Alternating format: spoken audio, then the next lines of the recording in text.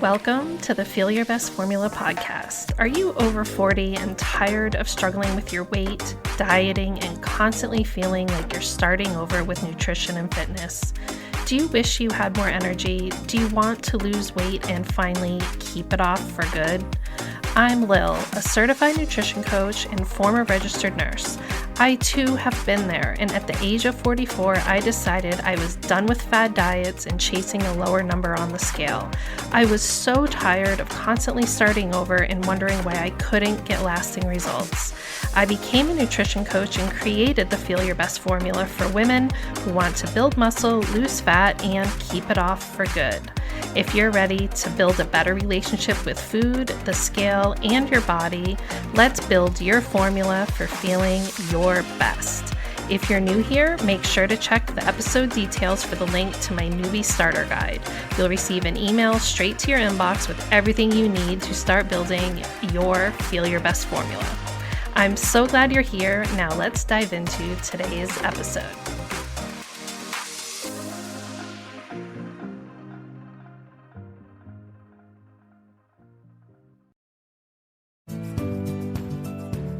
Hello, we are back with another episode of the Feel Your Best Formula podcast.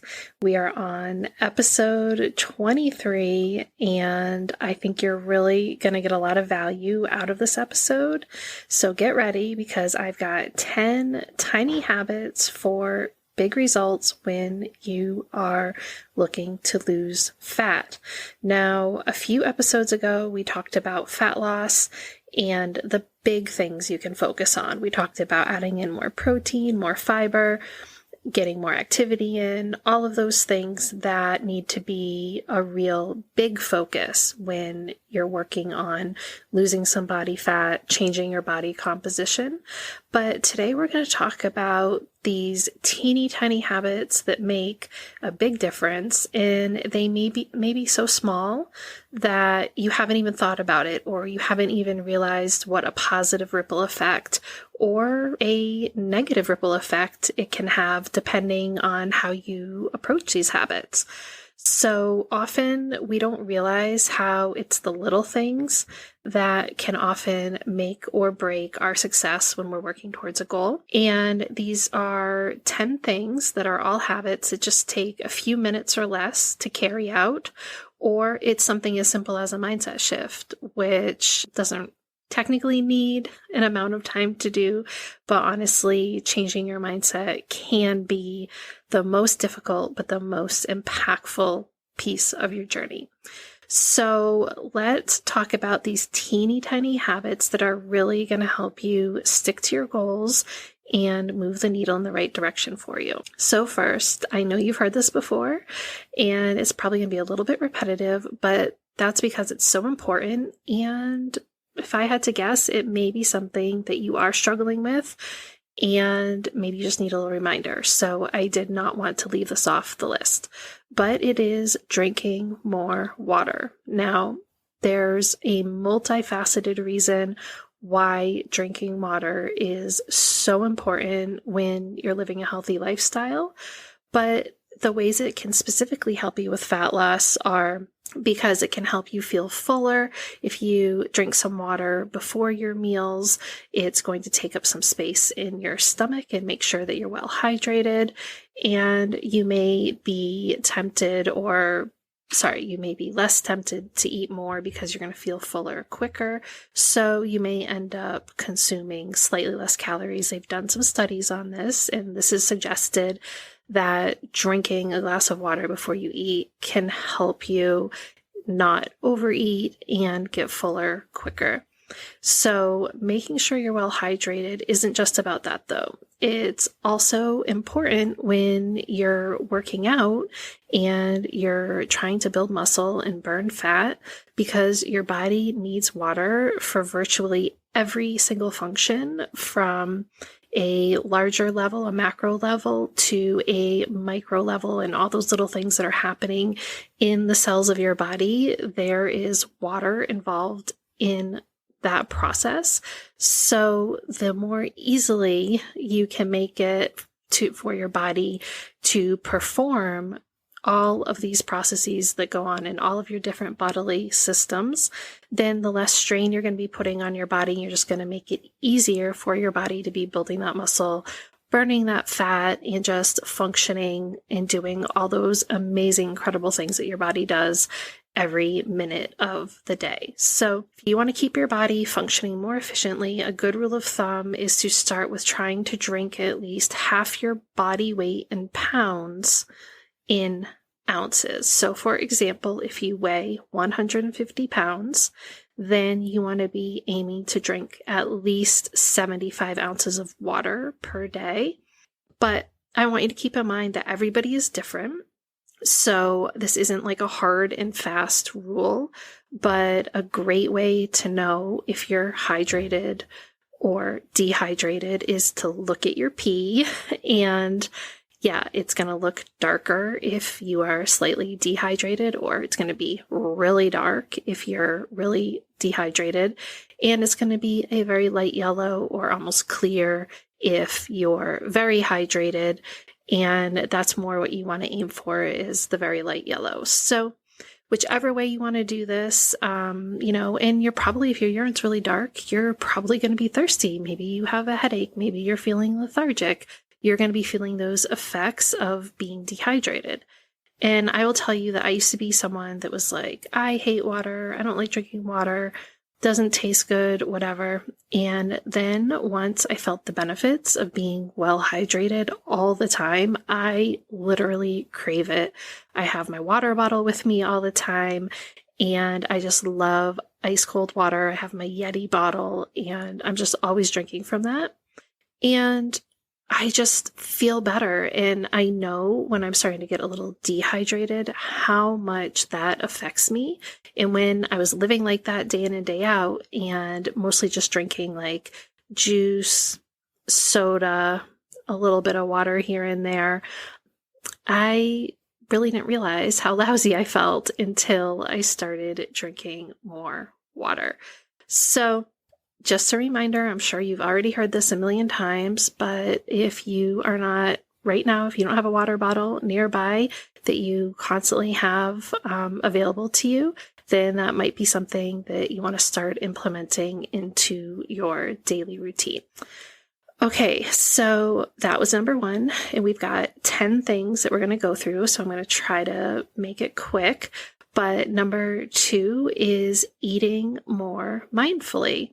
Now, you have to eat anyway, so I'm just asking you to slow down, and we can think about this a few ways. As I've mentioned before, we can be more mindful about our eating by planning ahead of time, right? Like the night before. I suggest that the night before you sit down and kind of map out what you're going to eat, because at that point you can have an idea of what foods you already have prepared, what foods you have in the freezer, and maybe what your schedule looks like. And you can really be mindful of what you're planning to eat the next day. But also when it comes to consuming your meal, chewing your food thoroughly and really taking time to enjoy your meal, savoring every bite and living in the moment. Trying to eat your meals without watching TV or scrolling on your phone, paying attention when you start feeling full and how you feel after your meal. These can all really add up to being a really impactful way to being more connected with the food that you're eating and how you want to feel when you're eating it. In a busy world, it can be really easy to just shovel food in and be reactive to our hunger cues, like, oh, now I'm hungry. Let me go figure out what I'm going to eat. But just eating whatever is easiest and most convenient is not really a mindful way to be fueling your body. So it's really just a quick mindset shift of being more mindful by planning what you want to eat. And then during your meals, setting aside the distractions, focusing on how much you're enjoying the food that you're eating, and just being present and more mindful. Okay, number three, let's talk about sleep. There's so many benefits of getting adequate sleep. And I will tell you, the older I get, the more sleep I want. I remember being in college and I was in college full-time student in nursing school, which is very challenging. Plus, I worked 20 to 30 hours a week at CVS. That was my job that I worked at most of college. And then I would go out Thursday night, Friday night, Saturday night, and subsist on very little sleep. And I don't know how I did it. Now, just the thought of it, it's exhausting. Like, if I don't get at least 6 hours of sleep, I am miserable. So I know that we can do things when we're younger that maybe don't affect us as poorly, but lack of sleep can really disrupt your hormones. It can lead to weight gain. Think of your eating habits when you're lacking sleep. Do you tend to reach for more carbs and more fattier foods? Do you tend to have kind of be more loosey-goosey with your food choices per se? If you're having to choose at the grocery store, do you find yourself choosing the donuts versus stocking up on eggs and whole grain bread? Or if you're going through the drive-through to get breakfast, maybe you're going through the D&D drive-through a night after a poor night of sleep, are you finding yourself, getting a breakfast sandwich with sausage and egg and cheese versus maybe a wake-up wrap that could be a little bit lighter, or like a whole grain bagel or something like that? So really think about those food choices when you are sleep deprived. And it can really make things so much easier when it comes to our fitness and nutrition when we're getting enough sleep. And if sleep is a challenge for you and you're in a season of life right now where you're just not able to prioritize your sleep the way maybe you quote unquote should, because we go through seasons like that. We have new babies. We end up taking care of our parents while we're also taking care of our kids. Or right now, as I'm recording this, it's tax season. If you're an accountant, my accountant emailed me and just said they're literally working night and day. They're so busy right now. And I get that, all those people on their team right now are probably not getting a whole lot of sleep. So if that's you right now, then you know what?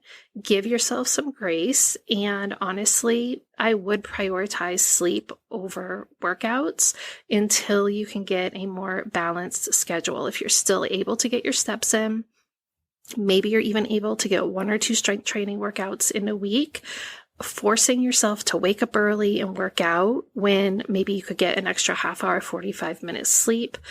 When you're already run down and you're overwhelmed, that's probably going to hurt your goals more than helping. How many times have we been in that space where we just know we are pushing ourselves too hard, we end up getting sick, and our body forces us to take that break? So get ahead of that, let yourself have your sleep, and tune out, those voices on social media who are telling you that if you don't wake up early and do your workout, you're lazy. This is not true. And we all have different seasons, and you'll know when you're ready to make that commitment again. So, this is also where self-accountability comes in. If you haven't listened, definitely make sure to listen to my episode on self-accountability, because if you're not getting enough sleep because you're staying up late, binging on Netflix or scrolling on TikTok or something, then I say, you know what? Be an adult. Turn off the devices, go to bed earlier, wake up and work out. If you're creating a problem in your life, then you need to be the solution. So if it isn't a situation that's out of your control, then you need to dial it in, take control, start, getting that extra sleep where you can, and focusing on your health and wellness goals. We're going to move on to number 4 now, alcohol. Let's talk about alcohol. I've mentioned it before, but alcohol is high in empty calories. So my tip is to avoid alcohol entirely or cut back as much as you can. And simply put, like I said, alcohol is high in empty calories. It can disrupt your sleep. It decreases inhibitions, making you more likely to forget your goals. You're going to be snacking, more likely to be reaching for those salty snacks. eating more mindlessly, because the whole purpose of drinking is to relax and unwind, but then it can get to the point where you're just so relaxed that you're forgetting about those goals and those things that are really important.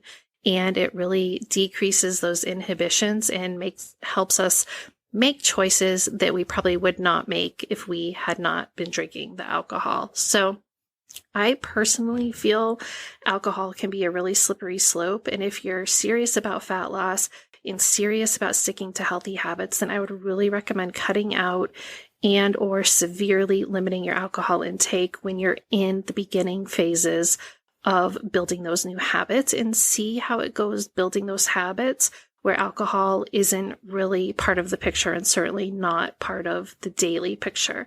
So I would also say, if you're listening to this right now and you're thinking to yourself, no, absolutely not. There's no way I'm going to give up my glass of wine each night. I'm not going to give up my cocktail. That's ridiculous. I'm not going to give that up.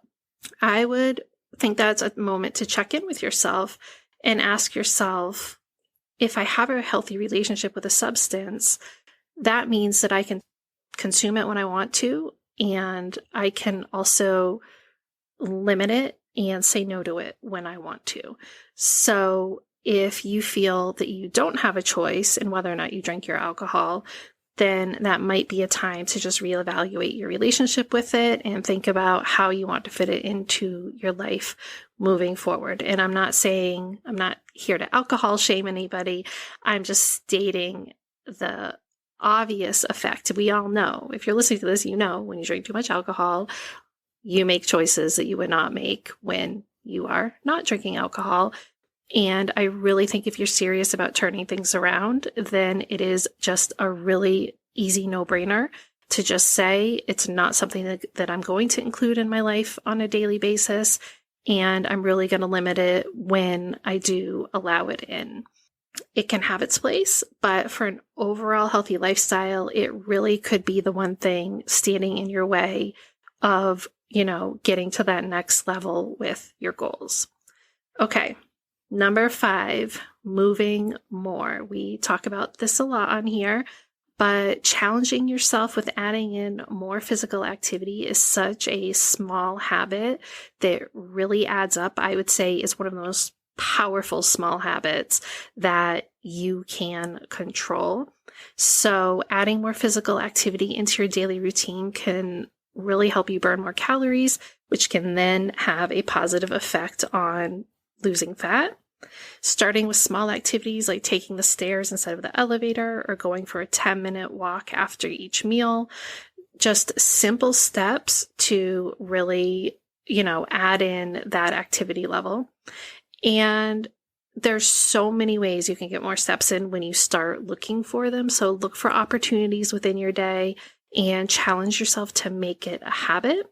If nothing else, create an awareness around your activity level, what your activity level is right now. And if you're someone that's sitting on your booty all day and not really moving, not really walking, it's time to just get up and move more. And the more intentional you are about it, the easier it's going to get. Okay, number 6, working on your mindset. This is so important. It's such a small thing that can be so powerful. So there's many different ways you can do this, and I would recommend just starting with one simple thing, but doing a daily mindset check. Now, you could do a gratitude journal. You could do a quick meditation. Right now, I'm really enjoying the mindfulness app, which walks you through this whole starting to learn to meditate in these just like quick 2-minute sessions that you can do multiple times throughout the day. It's awesome. I will put a link here to the mindfulness app, but also listening to a podcast or a book that has a positive message and can really help you with your own personal growth. Just listening for 5 minutes, while you're running around in the morning, getting ready to go, can be really helpful, or listening in the car ride. A few of my personal favorites are the 4 Agreements, I personally feel like this is a book that everyone should read. It's called The Four Agreements. And listening to that as an audiobook is really soothing and just amazing. I just finished listening to it for, I think, probably like my fourth time. The Mindset Mentor podcast has a really quick, I think they're all 10 minutes or less daily podcast. Another one is Optimal Living Daily is a daily podcast. It's really quick. The book Atomic Habits is all about this, teeny tiny habits and how they add up.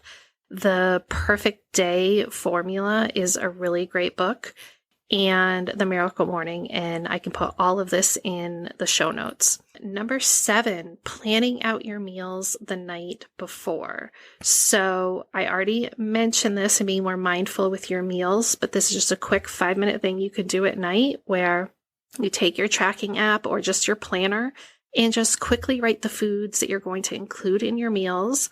And that way you know ahead of time and you're not caught unprepared.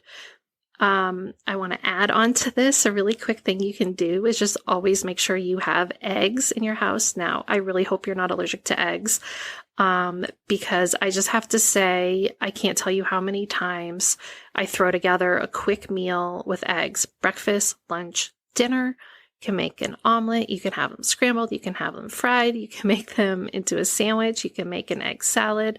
It is just really one of those foods that when I'm stuck, I just go to. And, like things get out of hand in the afternoon and the dinner that I have planned isn't going to work out. Okay, we're having eggs tonight. Breakfast for dinner is a very common backup meal in my house. Okay. Another thing is, so eggs, yogurt, fruit, and protein powder are all great items that you can have on hand for a quick and filling meal. So that all goes in line with just setting yourself up with really quick ways so that you don't have to put that extra time in the moment and you can just grab and go. Okay, number 8, planning out your exact schedule, time blocking the night before. So I like to take about 5, probably not even 10 minutes each night. Yeah, definitely not even 10 minutes. It's probably 5 at most. And this is because being organized is going to have this cascading effect on your eating habits, on your fitness habits. So the more organized you can be in your overall life, the more that's going to carry over into those health and wellness habits. So one thing I always do is check my schedule either at the end of my workday or the night before, and I block out my day with time for my workouts. I schedule a time of day that I'm going to do my workout. I schedule when I'm going to have my business hours and do things like record my podcast. I make sure that I know when there's family time, and I work around any appointments or meetings as needed. So, you don't want to wake up in the morning and say, oh, I really want to do that workout today. And then you realize, oh, I have a doctor's appointment at 8 a.m. and I was planning on doing a workout at 8 a.m. So just being organized and trying to stay one step ahead of yourself is so important. I know when I skip this step, I feel stressed and like I'm playing catch up all day. So it's just 5 minutes that can have such a huge impact on you having the ability to stick to your goals. Number 9 is in the same vein, where doing a weekly review can have such a big impact. And it really only takes about 5 to 10 minutes, but this can have such a positive ripple effect on your success, especially as you're building on your habits. And I think that's always the goal, to be stacking on more and more habits that really work for you and letting go of the things that are not. Each week, I make a note of what habits and routines are really working, and I look at what isn't working, and I also look at what kind of sort of worked. And I think if I just tweak it a little bit, it could be something that is really helpful. So say, for example, you're trying to get to a 5 a.m. boot camp. And I know I've used this example before, but it's just really relatable to me because I've been that person. And anyway, you've been trying to get this class. You signed up to go 3 days a week and you make it there 2 of the 3 days. But even though you made it there, you felt stressed and worried about getting home on time. And then you didn't even make it to the 3rd day. So guess what? It's probably not a great plan for you to try to be that person that goes to a 5 a.m. boot camp. So look at what was the reason that you were trying to accomplish this, and what would be some alternative options that would give you a solution to get you the same result. So maybe working out at home or signing up for something that's at a different time of day. So not giving up the goal, but recognizing that you need to be more flexible in the approach that you take to reach it, and always being willing to change things and acknowledge when things are not working for you. Letting go and moving on is a better use of your time and energy than trying to stick to something that just clearly is not working. And I know sometimes we can have friends or family where that 5 a.m. boot camp totally works for them, but you are not them. You are you. You have your own unique needs. You live in a house with other people that have unique needs. And just because it works for your best friend does not mean that it has to work for you. And it doesn't mean that you're going to fail if you don't do that same exact thing. So this week, at the end of your week, look at your upcoming week and also plan out what are your workouts going to look like, what is the food that you're going to put on your grocery list. And you can always go to my 15-minute meal planner, which will guide you through that process. I'm pretty sure the link is already there, but just taking that moment to look at your week, look back on what you've already done that week, what worked for you, what didn't work for you, what you're going to let go of and what you want to improve on. And then looking at the next week and making, penciling in a plan. I feel like it's really hard to create a solid plan that you cannot veer from. I feel like everything needs to be really flexible because that's just the world we live in. Okay, we're at number 10, and this one is going to take you 2 seconds, and it's going to be so impactful, but start using an inbox task list. So this goes back to the importance of being more organized overall so that you get those fitness results that you really want. But what I do is I use the Google Tasks widget. So that means that right on the home screen of my phone, I can see my actual tasks. So if you just Google Task widget, you can download it onto your phone and you don't even have to open the app. It's right there staring you in the face. And I create a list called my inbox. And then literally anytime I need to make note of something, I just put it in the inbox. If I notice that I need milk and I don't want to go into my grocery list and actually add the milk to my grocery list, I can just write milk in my inbox. If I know that I need to make an appointment for a member of my family, I can just write, so-and-so's appointment, make appointment. And then later on in the day, when you have more time to sort through things, or whatever time it is that you set aside to, go over your household tasks and your planning, then you can just attack each item on your inbox, file it away where it needs to go. You can even put URL links in those tasks. So, for example, I just signed my son up to take his SAT tests, and all I had done was as soon as I was at a meeting where they said, you need to sign your son up for his SATs, and I went and I got the link and I put it all right there. And then when I was ready to do it, it was top of mind. Everything I needed to do to get it done was right there. And I didn't forget it. And I was able to quickly do what needs to be done.